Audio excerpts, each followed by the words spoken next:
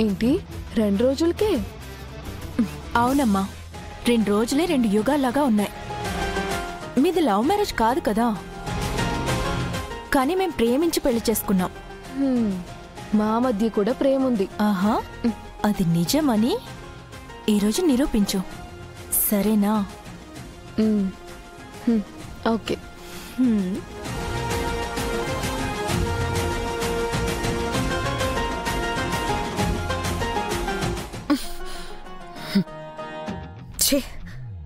నా కర్మ కాకపోతే వీళ్ళ ఫస్ట్ నైట్ కి నేను బెడ్ డెకరేట్ చేయడం ఏంటి?